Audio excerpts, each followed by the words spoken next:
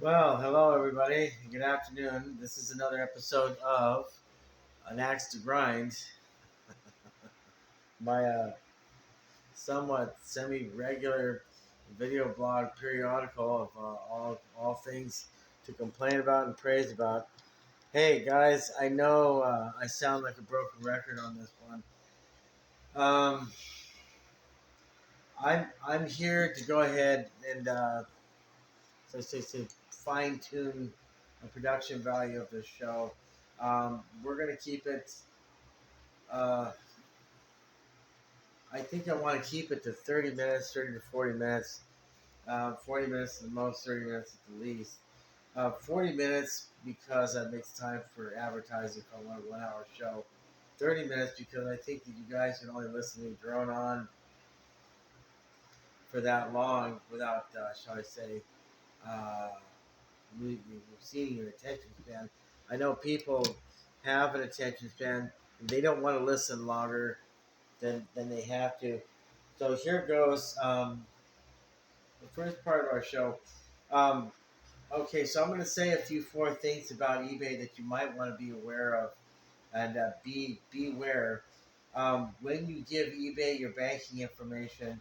If you're in hawk with eBay, if you owe them money, or if there's an outstanding or pending transaction, eBay will not allow you to get rid of or erase your sensitive banking information. In other words, if you elect to choose a bank or money account, a checking savings account, be it an online bank or a brick and mortar bank like a Wells Fargo or Bank of California, be careful about giving them sensitive information. And here's why: they're going to ask for one of two things: either card information or the bank account information itself. What's really dangerous is when you give them bank information, you give them your bank account number and you give them the routing number. It's like giving them a blank check with the word void written on it. You almost give them free license to get into your bank account without the password. So it's merchant verification. I can't, as a merchant, they can't verify your account if you only give them the credit card numbers. But they give you the option to do that too.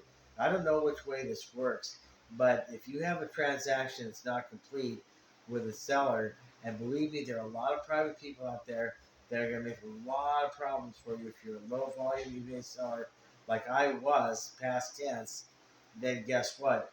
You're you're going to find yourself in a position where you've already turned over sensitive information to eBay about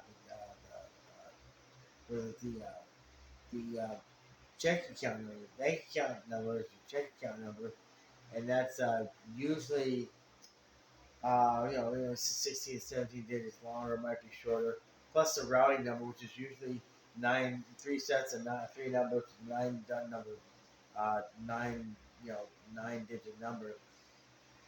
So if you give them your bank account number, you've got to e-verify, and you've got to give them the bank account routing number and the bank account number, your extra account number. And it takes a couple days to verify.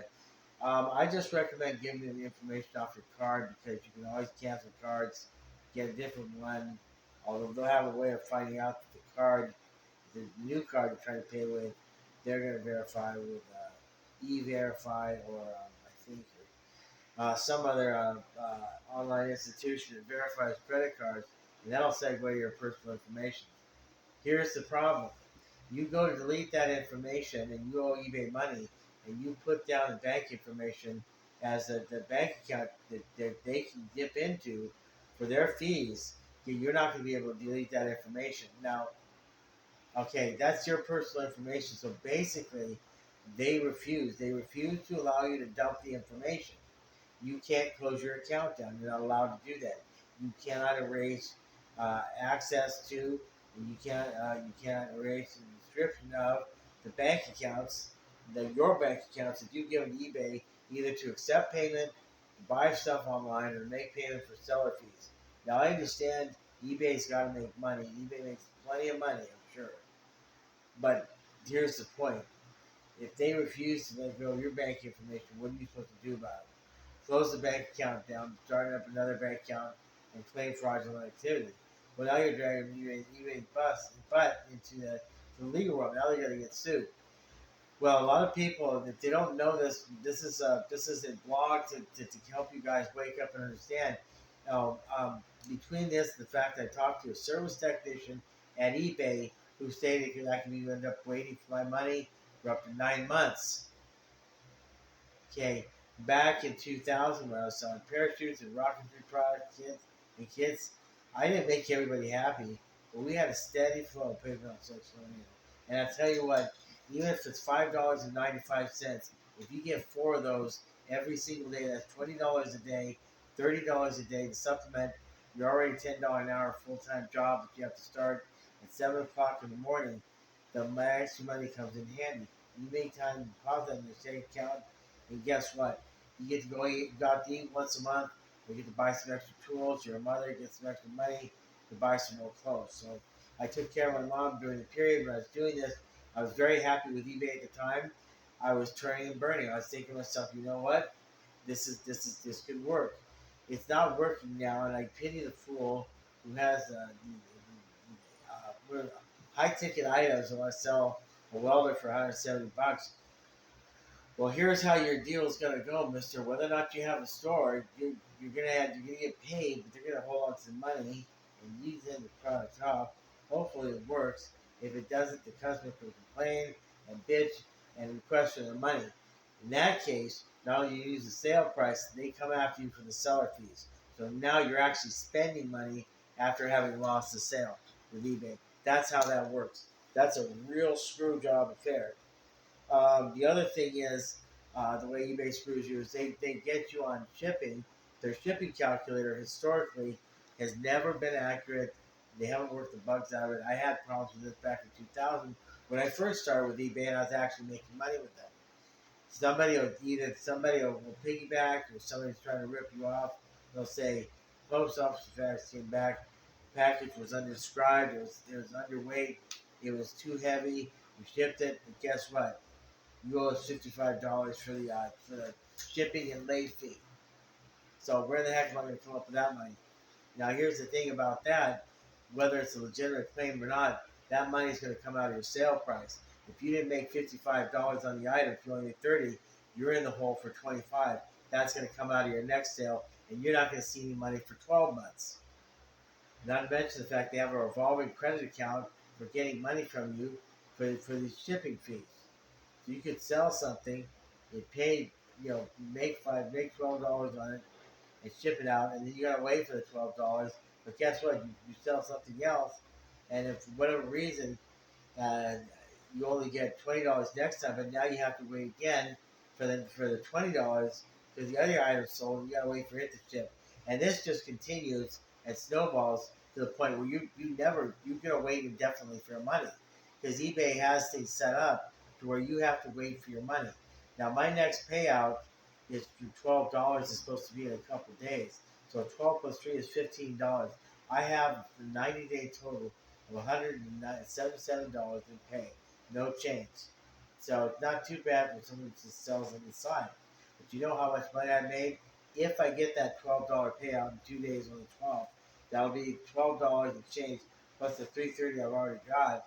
That'll be between $15 and $16, and I still may not get that $12 on Tuesday. $16. I made $16. I don't know who can live on $16 in 90 days, but 90 days my sales have been $177. I'm proud of that. I sold a bunch of control boxes, even though one was two returned because I had difficult customers as well. There's a cereal called Cocoa. Excuse me. Never mind. I'm just joking around.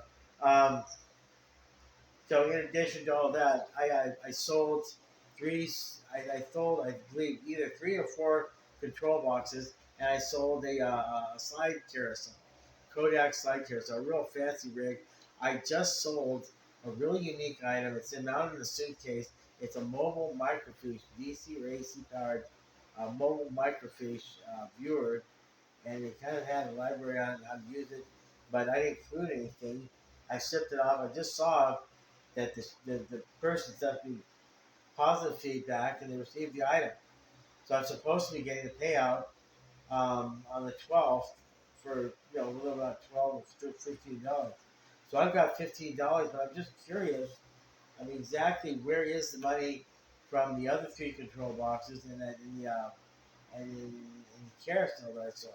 I sold about probably 500. I don't know, not 500. Sorry, a couple £100 worth of product. I sold 5 products, and I'm up in the game by $20 in 90 days. They're describing the number of products I've sold, the amount of products. Again, 90-day total, $177. Real time data. Let me know what's going on. That's great, guys. Except for the fact that you go through the checkout line, you pay for the candy bar.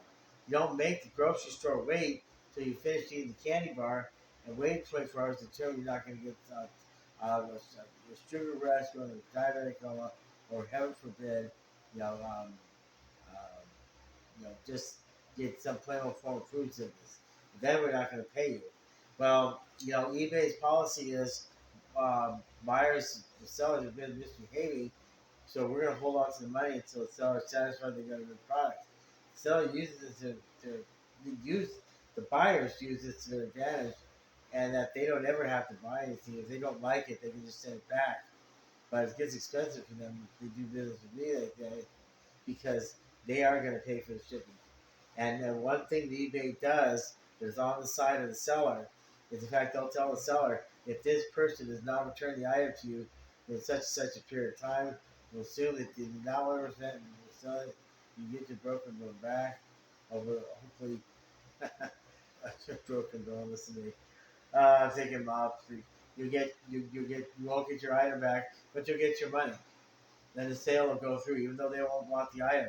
They paid for it. They're not getting their money back because they're not shipping it. They're not shipping it because you're not giving them money to pay for the postage to ship it. So it's a catch-22 for them. That works for the seller. Right now, that's about the only thing eBay is doing for the seller. In the meantime, you got to hold on to that money. Now that $12, if I buy another model rocket launch controller, I hope it's sent for itself more than 25 bucks. I'm in the process of building one right now. I love it. I love what I do. I'm good at what I do. I want more money for my products. Excuse me for a second. I'm going to get something to drink. My mouth is getting dry. So the payout date is set for the 12th. I get $12 and change. I got $3 and change. So let's just say I got $16 in 3 months after $177 worth of sales. People like to get the post office to ship their product instead of FedEx. The only good thing about this business is FedEx and their performance. FedEx will provide the box and the label and the shipping. No hassle. I just go to the shipping center on Jefferson and 32nd Street. My guy there, I forgot his name. He's awesome. FedEx is awesome. Post office, different story. I gotta buy a roll of tape. I gotta find a box. I gotta fold the box around the product, cut it. I've gotta tape it. It's a manual process. So if I sell a low dollar item, I want you to ship it FedEx. So I don't want the problem of shipping at USPS, the United States Postal Service. So I've got to do more work that I'm not getting paid for. And I'm already waiting for money that I'm making less than pennies on the dollar. So this isn't working out for me.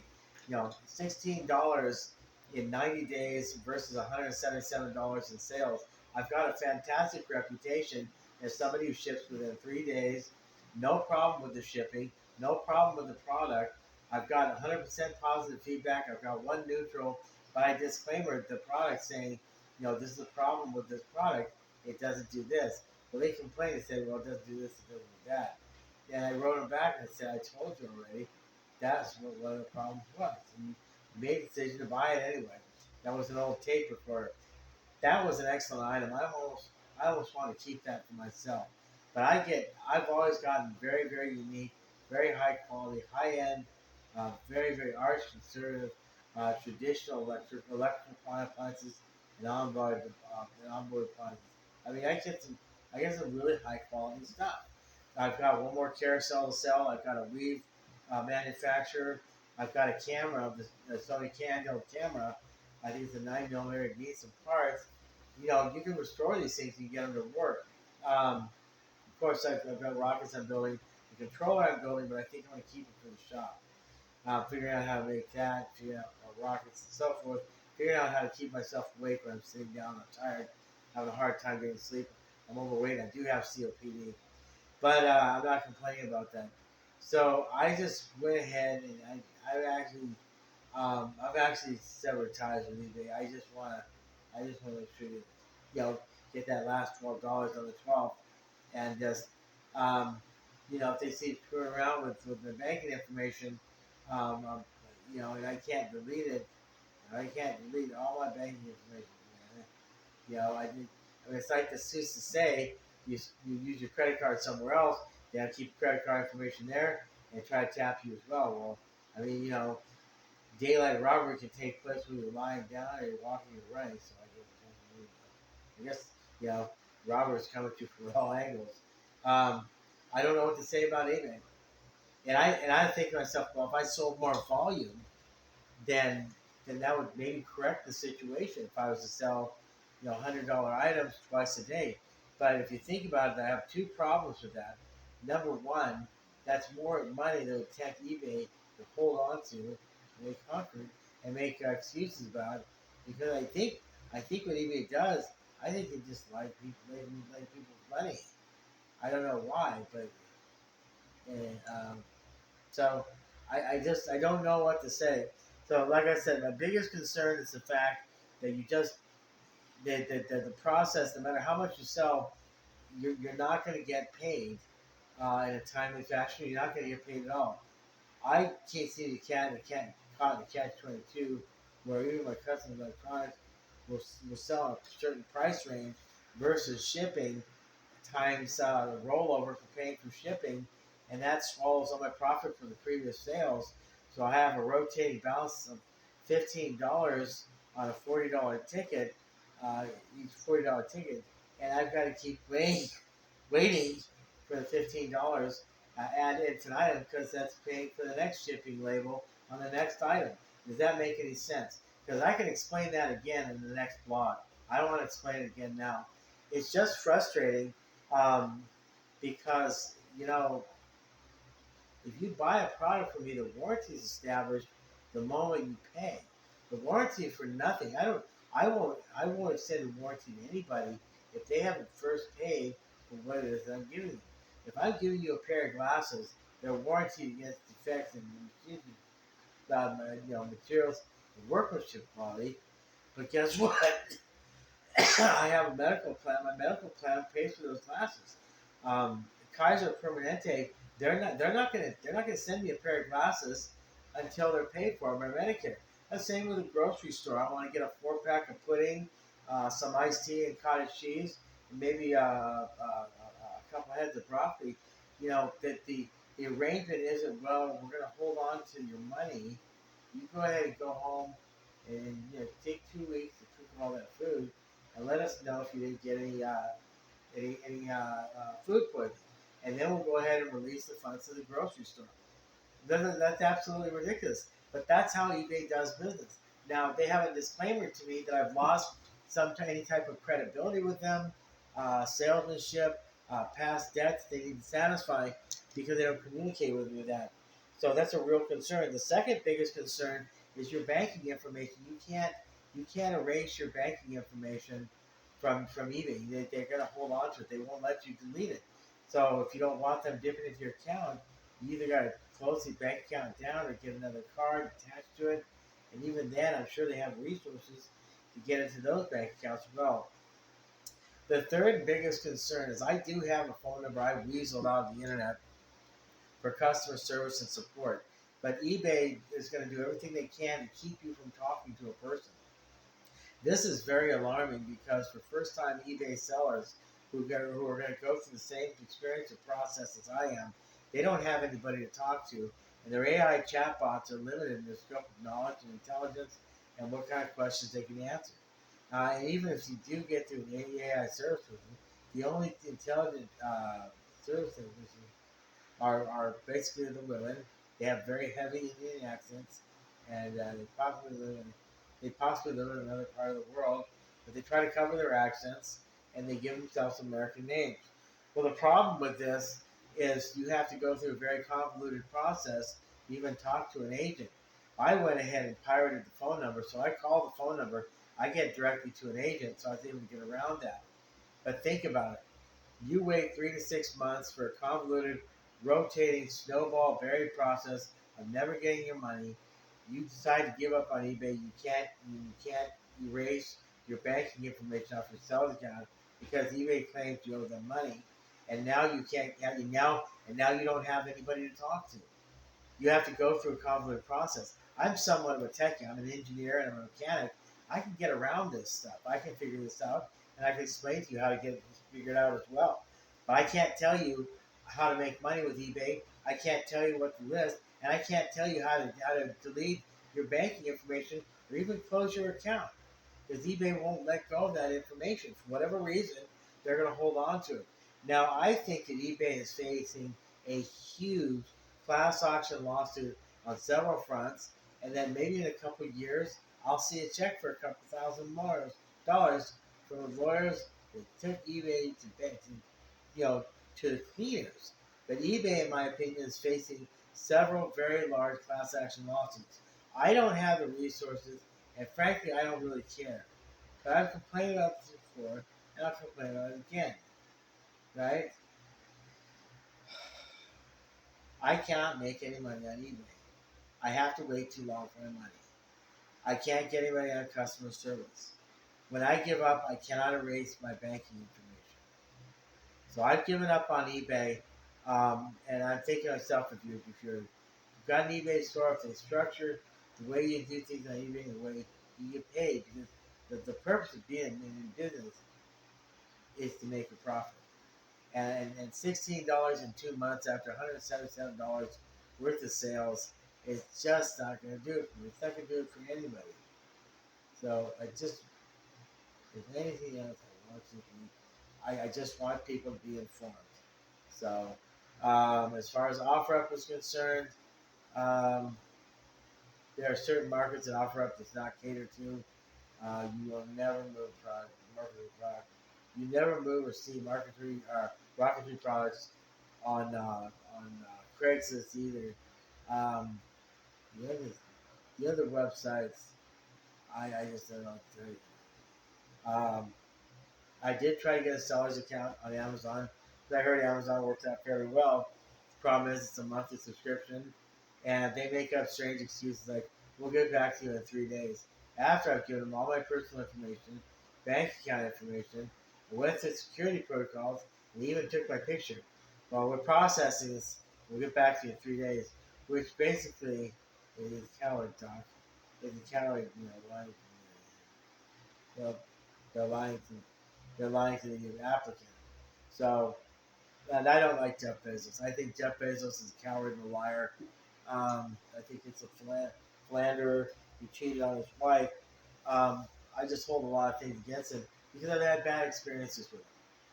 So, um, so that's that, folks. eBay is a non-starter. I think eBay should just go into that good night, quietly to that good night. Online selling platforms, folks. To be honest with you, you're kind of better off going ahead and developing your own e-commerce website. If you want to pay a little money for website development and hosting, you go ahead and do that. You control the aesthetics. You control how the place is set up. And frankly, it's like a shop online.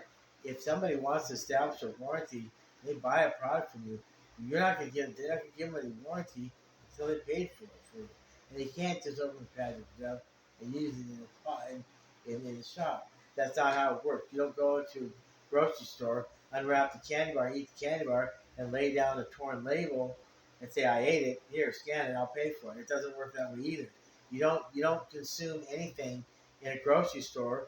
You don't start taking ingredients off the shelf and making meals and then handing the cashier a bunch of empty food wrappers and pay for it that way. It doesn't work that way. So I'm developing a website for rocketry products right now. I'm trying Wix AI, and I'll tell you guys how that turns out later on. But um, you know, here's the thing: if you want something, you're in the right place. You want love and consideration, and you go to a veterinary clinic, you see a bunch of people who love cats and animals. You go to a grocery store, you see food. Um, you know, why do I say it? If you want to make money, you really have to develop your own website. You can't use these selling platforms. Um, the concept is going the way of the dodo bird. I don't think anybody, including Alibaba, OfferUp, or Shopify, especially now eBay, leading the way as the first of these of its kind. It's probably going to go belly up. Which, again, I don't know how eBay Motors works. I cringe at the thought of them holding on to $1,800 of my money indefinitely and until the owner is happy with the vehicle. And the owner has nearly 40 days, to change 40 days to change their mind about a product. I don't know how eBay Motors works, but I got to tell you, um, eBay needs to change their ways, or they just need to go away. I can't do business with them anymore. I'm wasting too much time. I'm not making any money. Um, so, which kind of leads to my second point. Today is going to be a 40-minute episode because I have another 14 minutes to go. So I have some other things to talk about. What I do need to teach myself, I need to teach myself web design. I need to teach myself e-commerce and how to run my own website with eStore. Um, I need to teach myself self-publishing because I have 4 books I'm trying to publish, but I'm still going to leave it up to Dorrance Publishing to publish my one book. And then on top of that, there are some other some other skills. I need to teach myself sewing. I need to teach myself welding. Um, so I've got a lot of things to learn. The biggest thing I want to tackle right now, because I'm leaving eBay behind, and I'm constantly making more product that needs to be listed and sold. I'm going to stop, Craigslist getting free stuff just to sell on the internet because if I'm developing a rocketry website to sell rocketry products on the internet, then I need to get on myself, teach myself how to weld and how to sew, make parachutes, make motor test stands, launch controllers, launch towers, and even model rockets. So in addition to sewing and welding and self-publishing and online e-commerce and web building, in addition to all that, I need to teach myself something called center of pressure. Adjusting the design of a rocket so it has the correct center of pressure. The relative comparison to the center of gravity is very, very, very difficult. It's extremely difficult. Center of pressure is vertical trunk laminar rudder control, pivoting point between the powered phase, the rocket's nose cone going through the air, and the thrust comes from the motor at the bottom of the rocket. And the rocket, in that circumstance, is pivoting on what's called the center of pressure. That center of pressure needs to be, historically, needs to be ahead of the center of gravity, or the rocket's going to cartwheel like somebody throwing a broom up in the air. It's just going to tumble. Rockets are going to tumble off the pad if you don't have the center of pressure adjusted properly. Placement and number of fins, weight at the bottom of the rocket, weight at the middle of the rocket, weights in the nose of the rocket. So I can't sell rockets. I cannot develop a reputation as somebody who builds rockets that work unless I do my calculations and learn center of pressure on these rockets. Center of gravity is no big deal. It's where it balances on your finger.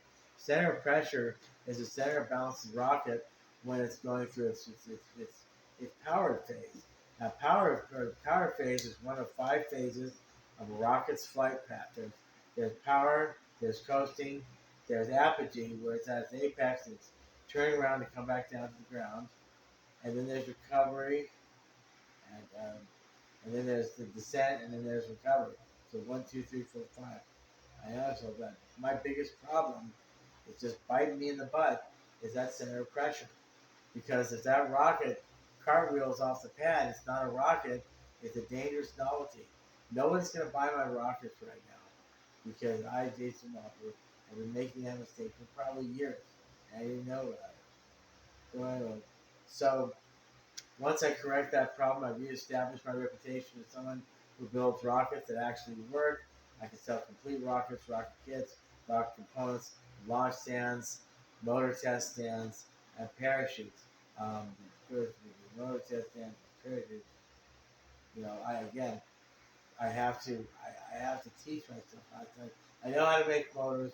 I know 7 different propellant formulas, solid fuel motors. That's no big deal.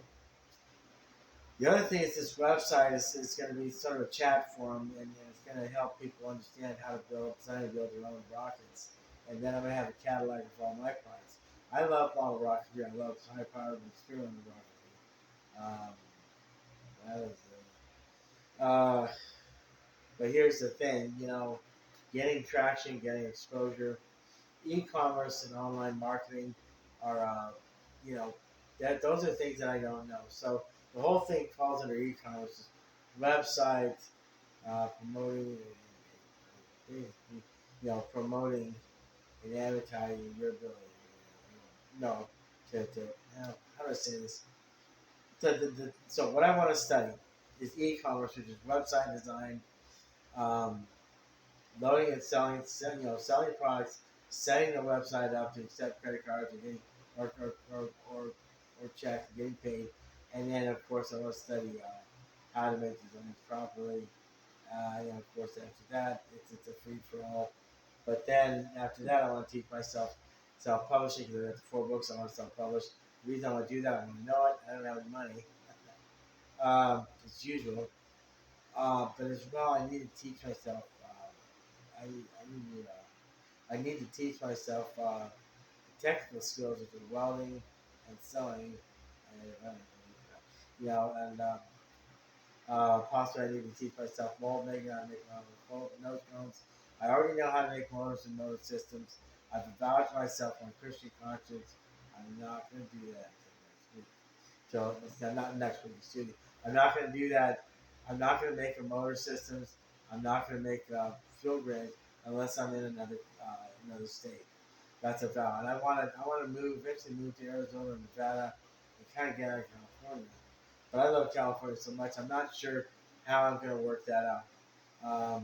But it will work out. Just sometimes your plan doesn't doesn't work out ideally, but that's okay. Um, so anyway, um, that's pretty much that. As far as that's concerned, um, we're at the 32-minute mark. Um, I want to talk, just changing the subject a little bit. I want to talk about the last ride of the racing outlaw Dale Earnhardt, my hero. Dale Earnhardt is my man. He's my hero, and I want to make it clear to everybody watching. I want you guys to understand that Dale Earnhardt is a hero of mine. I admired him and respected him. The events surrounding his death. I watched a documentary that was about an hour long. I believe I saw it either on the History Channel or maybe they had. There was some type of channel on the internet. I'm sure I watched it on the laptop that I had before this one because I had a laptop and I had a tablet before this one, but I sold it. I'm not selling. I'm not selling this laptop. No way. It's good for another 5 to 10 years. It's got Windows 11 on it. And it's just absolutely perfect. It's a Lenovo ThinkPad, and I just love it. Almost it works. It looks brand new. So anyway, Dale Earnhardt Jr.'s death, or Dale Earnhardt. I keep saying that. Dale Earnhardt's death was really suspicious. Um, I discussed the particulars in the previous episode. God's honest truth is, I need to dig and do some more research before I talk any more about it. Natalie Wood's death was suspicious, but after having looked into it, I'm satisfied that the people who know anything about it know more than I do about it. They have a presence of mind to talk about it, and they don't do it. I kind of condemning Robert Wagner and of course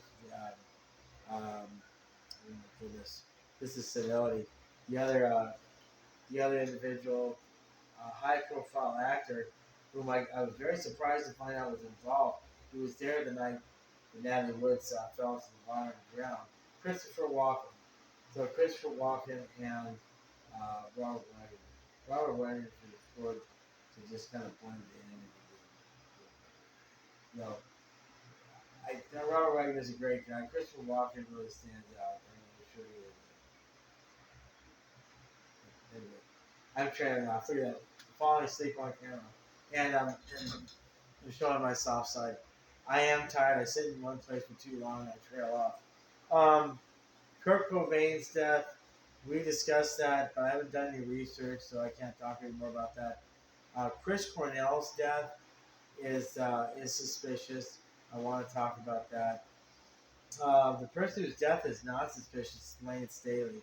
Lane Staley, uh, I believe everything he says.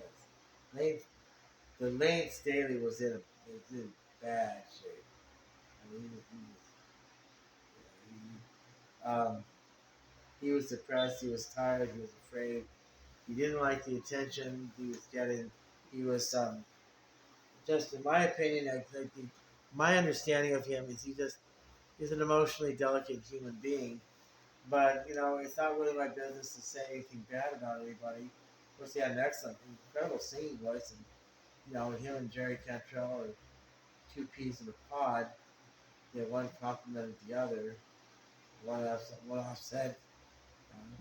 Jerry Cantrell and Lane Staley would sing together. That was a complete voice of Alice in Chains, and I respect that. Um, so there's nothing suspicious about Lane Staley. Lane Staley's self-destructive, so I'm really sad about that. Okay, so we're gonna. I can't. We got. We're not gonna talk about cars. We got some rocket talk in. We talked about mysterious celebrity deaths. So I think the only last thing to do is on today's show. Um, I was going to talk about something. Oh, okay. Music recommendations. I recommended it last night. I'm recommending it again. There's a group called Paramore. They sing a song, Ain't It Fun? Listen to that. Um, there's a song, This One for the Girls. Country music singer, something or other, nice girl, forgot her name. Pink Floyd in 1969 performed a song called, Be Careful with That Axe, Eugene, and it performed it in 1969. And Stewart, excuse me, they performed the song live in 1969. I'm fighting to stay awake. I can't believe this. But look it up. All the music recommendations I get are from YouTube Music. YouTube Music, guys, I'll advertise for those guys. They don't even have to pay me. YouTube Music is phenomenal. They hit me up for the premium plan, but hey, guys, I listen until I start making money from this blog. I ain't got no money to give you. Um, so the song again is by Pink Floyd. It's called "Be Careful with That Axe, Eugene." Strange title. Some other song recommendations. I think I might have made these before. One song. Um,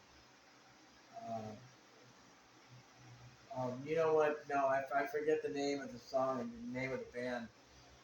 There is a song by Danzig called "Can't Speak." Give that a listen to. It's off an album, the gray and purple covered album. Um, let's see what else. There is there's some newer stuff. Um, there's a song by Third Eye Blind called "Losing a Whole Year." That should have gotten radio play. I don't know why it didn't. Um, as far as I'm concerned, Zach Wild of Black Label Society should be the golden child, right on up there with Metallica and Foo Fighters. You know, Black Label Society, they don't get any airplay, they don't get any publicity. And I suppose they need to figure on setting aside a few of the riches to get the publicity, more highly visible publicity.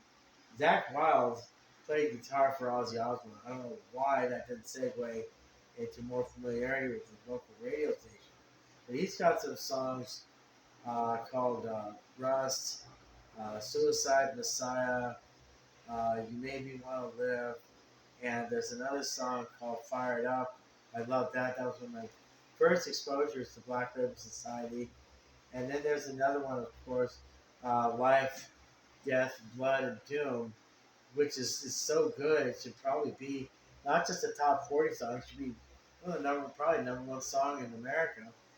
There's another song that I want to turn you on to by a band called The Script. It's sort of lighter, more romantic, bouncy English alternative rock. They're called The Script. The song is called Break Even. And I've got to tell you, there are some songs that may take 10 or 20 years to get discovered. But I cannot believe that anybody does not notice The Script and that song Break Even. It is absolutely phenomenal. It is such a good song. It makes me cry every time I hear it. It is a wonderful song. There's another song recommendation by Five Finger Death Punch. Um, you know, uh, Righteous Side of Hell. It touts the merits of helping out former know, military veterans of this country, ones who are experiencing mental illnesses because of shell shock. And it's a wonderful song. It's called it's a song.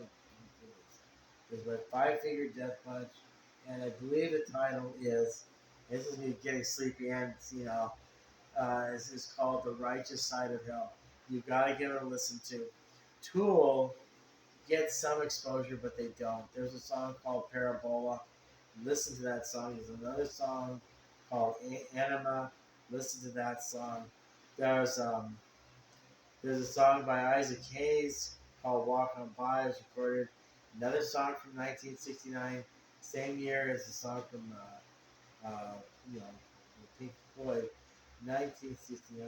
In fact, um, it's interesting. I get the feeling that both of those songs were recorded in Los Angeles in 1969, but I couldn't be sure. Um, there's another song by Massive Attack called Unfinished Symphony. You've got to give it a listen to. I guarantee it doesn't matter if you listen to house, hip hop, or modern alternative rock because it satisfies the thirst for all three different types of those mentioned music genres. Give it a listen to. One song I want to give special attention to. I'm at the 42-minute mark, and I'm sorry, but this song it's basically it's there's actually a couple more songs that I want to talk about, and it's actually it's criminal. It is a criminal act that the radio stations and the corporate music world is overlooking these songs. The first one is by I guess a Swedish or German band called Klang Rutsen, and the song is called Ghost Keeper. Look it up. Ghost Keeper by Klang Rutsen featuring Given, Givven. Listen to that song and listen to it a couple times and follow the lyrics because if you listen to YouTube music, you have that feature to do that. Another couple of songs that have absolutely positively need to get exposure. There's a song by Clutch called Rock and Roll Outlaw. It is criminal. It is absolutely criminal that that song is being overlooked. Radio stations are liable to charges of felony charges for overlooking this music. There's one more song. There's a song by Gohira. It's called Flying Whales, and it is one of the single greatest rock and roll songs you will ever hear in your entire godforsaken career listening to any type of music. If you are a music aficionado of any type, there go my glasses. Yeah, they don't look good. Maybe they'll keep me awake. They won't make me look good. I don't care what type of music you listen to. It's a song by Gohira. They're French. I think they're either three or four members. I lost count because in some pictures there's only three of them. In some pictures of Gohira they have four members. They're French. There's a song called "Flying Whales." It's off of the an album with it's a kind of a light tan color with a picture of a whale and a planet on it. goodness sake, I'm so irresponsible because I forgot the name of the album. Again, this is Senility, or my 3 weeks off. The song is called Flying Whales by Gojira, Gojira. It's the French name. There's a couple more songs. One by Sepultura, actually Soulfly. It's called Jump the Fuck Up. Okay, and Slipknot does the same song. Corey Taylor and Max Cavalera share that song. There's Sun Song, and there's Mulambo by Soulfly as well. Give those a listen to. There's one more song by Dope called "Dying Motherfucker Die." A lot of cuss words. You can handle that. I can understand why that would give me airplay. There's one song by Rush, a couple songs by Rush, but one of them in particular is called "Everyday Glory." I swear, this song makes me break down and want to cry every time I hear it. It is a beautiful, wonderful song off their album Counterparts, which came out in the late 92, 93. It's called Everyday Glory, and it's just absolutely wonderful. I left a comment on it in YouTube Music. It got 10 likes. My comment's been there for a while. There's another song by Rush called Camera Eye, and that's off their 1981 album, Moving Pictures, recorded in a studio in the freezing part of Canada at the coldest time of the year. So go figure. All right, I'm at the 46-minute mark. I've talked too much. You've got my complaints about eBay. You talked a little bit about Dale Earnhardt's death. I'm not buying it. And then you got all my music recommendations. Listen, folks, I need you to leave a like, subscribe to my channel, but I really want to hear about what you guys think. I want comments. I need comments. I need feedback. You know, people in this country have fought for your right to freedom of speech, so it's time to exercise it. Hit the like, hit the subscribe, leave a comment, say anything you want, leave a comment as long as you want, and criticize, encourage, or praise me. I don't care. Just leave a comment. My name is Jason Wampler. This has been a very, very long episode of An Axe to Grind. I'm going to post it to as many media formats as I can. Thanks for watching, and you guys have a wonderful day.